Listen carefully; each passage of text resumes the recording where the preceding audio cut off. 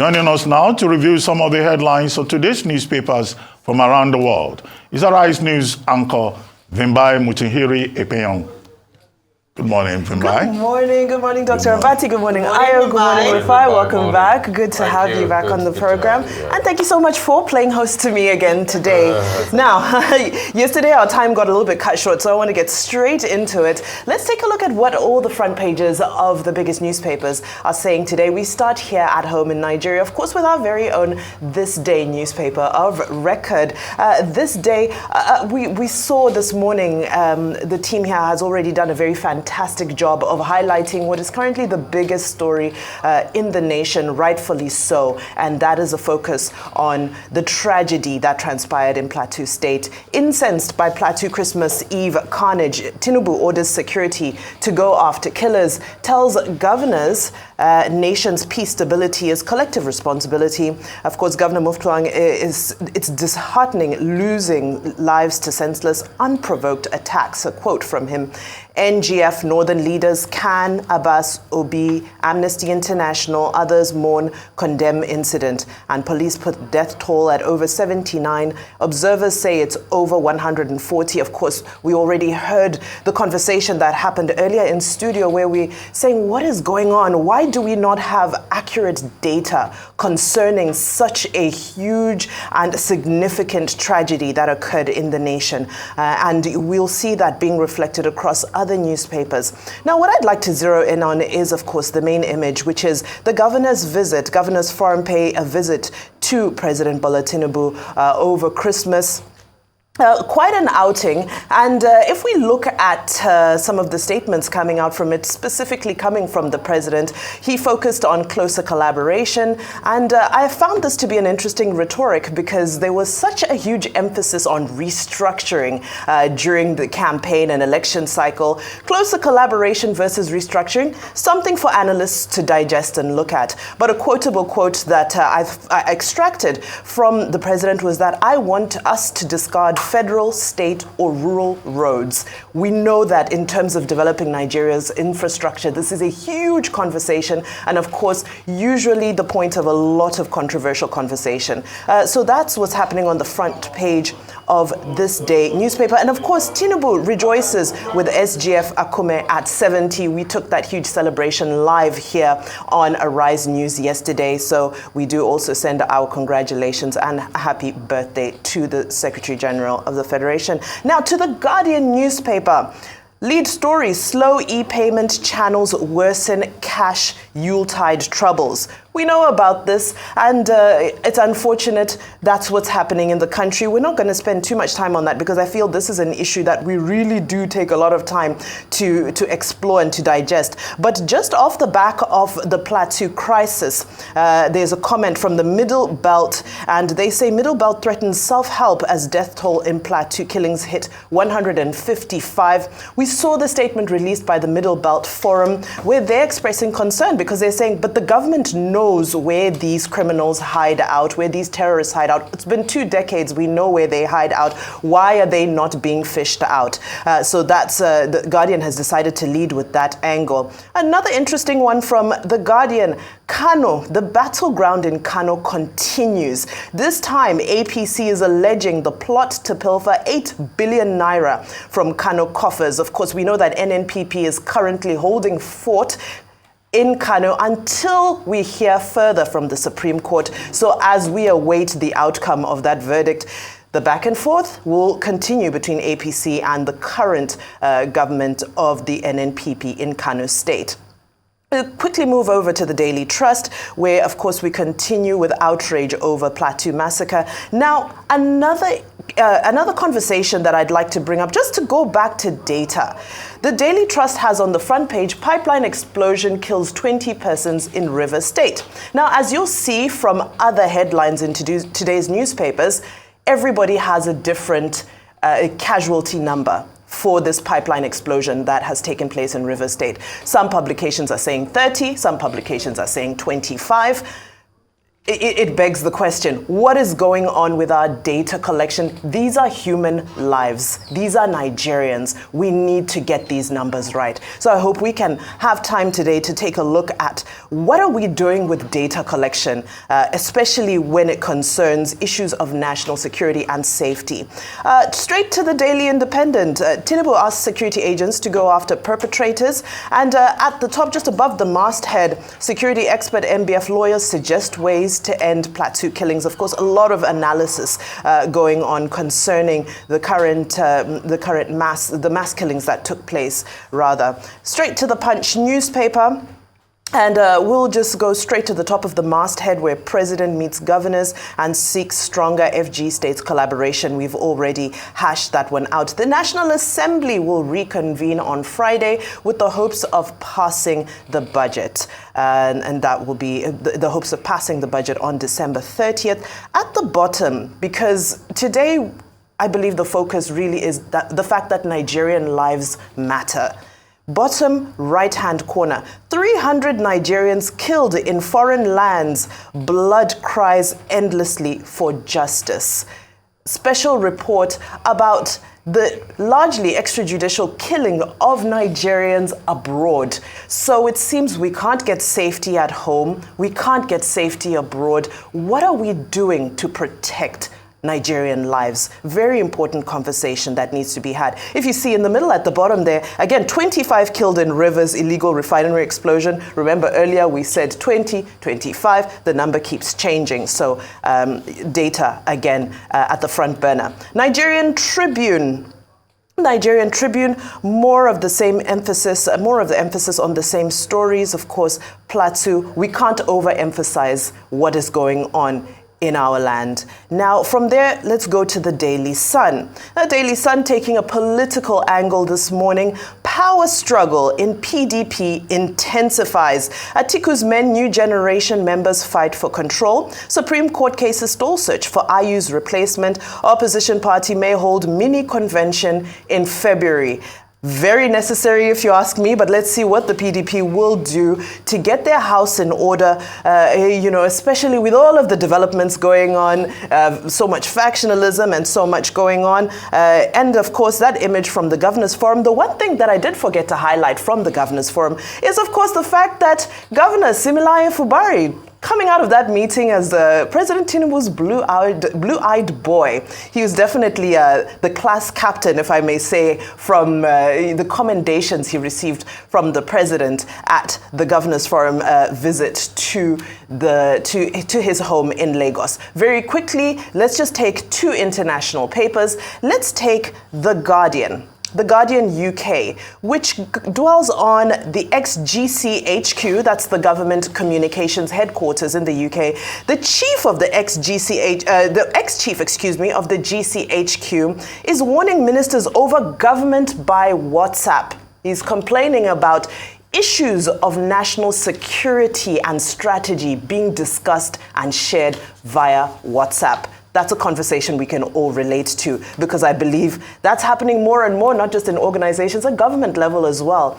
What is the role of WhatsApp in governance? And lastly, the Daily Mail, UK again, dozens of under fives referred to NHS gender service. More than 70 3- and 4-year-old children were sent to controversial clinic as officials consider introducing a minimum age for referrals. So we are talking 3- and 4-year-old toddlers being sent for referral to clinic to have their gender changed. I'm a mother of a 2-year-old, and I mean, sometimes she wakes up and she doesn't even want to put her shoes on the right way. I can't imagine why we would be sending children of this age to have their gender altered. But it's not about my opinion that matters here. I will hand over the reins. Okay. Dr. Should I start with you? Anyone. Let's start with Dr. Abati, because we ended with you yesterday. I also saw that story. The man you are quoting is Sir David Omand. Sir David Omand was initially head of the UK Intelligence Agency. He then later went on to become permanent secretary in the Home Office and in the Cabinet Office. And, he was just saying that, look, government business should not be run on WhatsApp. And that WhatsApp may be good for gossip, you know, and for light-hearted chat. But when it comes to government business, you know, and you can understand where he's coming from. He, as a security person, as an intelligence officer, will not expect that government business should be conducted via WhatsApp. And in any case, if you run a government system, you are supposed to have, you know, a closed system that has integrity in terms of information, particularly in this day and age of espionage, with the British complaining about Russian spies all over the place, you know, within their system. So that's where it's coming from. But there was another story that I saw, which is about the fact that on Boxing Day, there was a very heavy footfall on High Street with queues running into almost a kilometer in front of Arrows. People wanted to buy discounted things. And, you know, one newspaper speculating that about 4.7 billion pounds will have been spent on Boxing Day. Compare that to the stories you came up with in Nigeria, front page of Guardian, which is that the e-payment system in Nigeria failed on Boxing Day. Even if it works, do people even have cash in their accounts to be able to shop? The same newspaper was telling us how the economic situation made it very difficult for people to enjoy what we called previously the economy of Christmas. After all, Christmas is a time for shopping and all of that, but we didn't see all of that, you know, because consumption helps the economy, but you can only consume if you have the resources. Then you talked about Sim Fubara. Yes, the president was full of high praise for him. He said he's a statesman for trying to, you know, resolve the situation in Rivers State in a peaceful manner. In fact, the president even told him at his meeting with the members of the Nigeria Governors Forum that he watched his state broadcast. So I imagine Sim Fubara must have been grinning from ear to ear, you know, to receive such a commendation from the president of Nigeria. But, you know, the story in Rivers is still a developing story. We'll see whether he has succeeded in pacifying the those who want to impeach him by making sure they also enjoyed Christmas goodies. Although he said he was reciprocating their gesture because they say they won't impeach him. But what follows? Are they going to go back to that house as members of the APC or as members of the PDP? And is he going to represent the budget? Well, the president didn't dwell into you know, didn't go into all those details of the 8-point agreement, but at least he too was there along with the other governors to visit the president on the occasion of, you know, Christmas. I was just going to say that in defense of WhatsApp for meetings, being, you know, in terms of technology and the fact that that's what we're going to be looking at in the near future, perhaps one reason why people feel quite confident transacting business via WhatsApp is the end-to-end encryption, meaning that at least what you send, a third party officially cannot have access to it. I know that some people, when it comes to sensitive information or making sensitive phone calls, would rather do that via WhatsApp than a direct call because of the end-to-end encryption. But I can also understand the sentiments shared because WhatsApp can be seen as quite personal, and taking that state of mind to business can be, you know, can be quite interesting. However, I do think that it will be difficult to take away meetings from platforms, especially post-COVID. A lot of things changed around the way businesses are held. Who would have thought that, you know, high-profile meetings would be done via Zoom and platforms like that? But away from that, I wanted to touch on, I think it was the article, yes, in Punch newspaper about Nigerians being killed in Diaspora.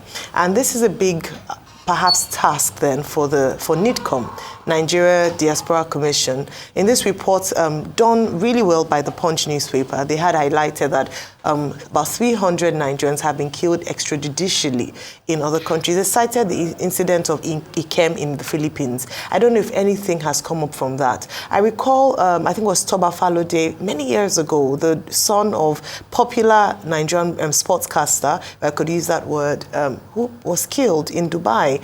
there were massive campaigns around that to fish out the killers. In some instances, there are obvious leads to who could have perpetrated these acts. And so it's about defending our people properly and effectively abroad. But you made a very good analysis, or you drew a good comparison, Vimbai, where you talked about the fact that if we're not protecting the lives of Nigerians here in Nigeria, then how can we then begin to even looking at our Nigerians abroad? That we talk about the US, in other parts of the world, once there's something happening to a US citizen or a citizen of a country of the UK, immediately the government acts, the government takes action. But we're battling with trying to secure lives and properties back home, talk more of dealing with other governments. But I do think that it's something that must be looked into, especially students who pay premium to study abroad, and what their parents get back in return and their loved ones is their dead body. This needs to be looked into, and every single Nigerian life must matter. So at the end of it, what I'm just calling for is for NIDCOM.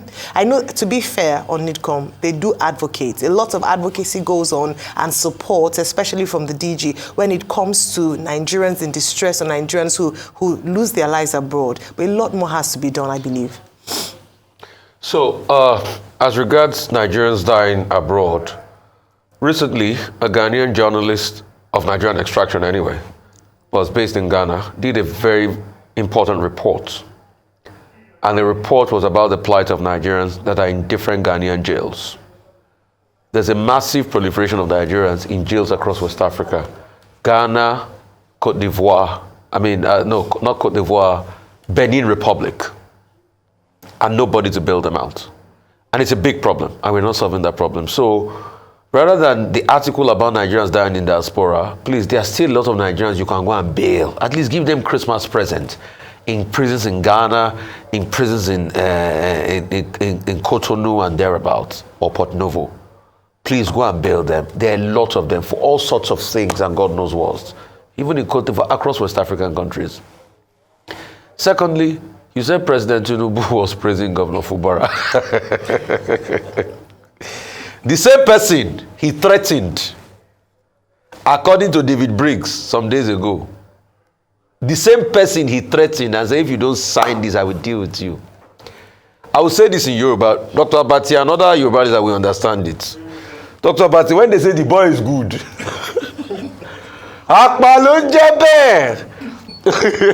when they say the boy is good, I will talk my own. That's why they don't like Rufai and I don't care. The truth, I will not stop saying it. I will keep saying it. The boy is good. What it means, let me interpret it, Vimbai, to you. When somebody humiliates you and browbeats you to a point of submission, and afterwards they say, you were the one that caused it now. Now, you are mellow now. You know you are kind. You are a good person. The person has no regard and respect for you. That's why when the Yoruba say the boy is good at Palunjebe, that's exactly what played out between President Tinubu and Governor Fubara. And Governor Fubara has limited himself to a kick-around ball now. He should go ahead for what pleases him. But there's a piece called Peace of the Graveyard. There's also another piece called Peace of the Appeaser, like Winston Churchill. And I keep telling the story of the Second World War. Hitler was raging. He wanted to take Sudetenland. There were a lot of people of German extractions in Sudetenland in Czech Republic. What is Czech Republic today? But guess what? Neville Chamberlain thought he had gotten the peace. So he said, let's concede Sudetenland to Hitler. They gave Hitler. After Hitler got Sudetenland, he wanted to get the whole of Europe. It took a Winston Churchill to fight him. And Winston Churchill famously said, an appeaser is the one that gave the person crocodile meat, hoping it will eat him last. We must stand up for what we believe in. See, it's not the length in your years that matter. It is the strength of the conviction in whatever how short your years are. Stand for something in your life. Shakespeare said, cowards die many times before their death. Well, thank you, Vimbai. But on a lighter note, I just discovered that Portable, of Africa, is also good in boxing. Yes, sir. They had a celebrity boxing event on Boxing Day. Ika of Africa, took Charles Okocha, the actor, within 40 minutes. So trust Nigerians. they have a way of creating fun out of adversity. Meanwhile, some people went and committed suicide in rivers, looking for crude oil, finished products inside pipelines. Just suicidal lot. Yeah. But we should promote those who are, interested in life. And excitement. Thank you very much, Mumbai. You are doing well. I do well. You are doing well. That means a lot coming from you.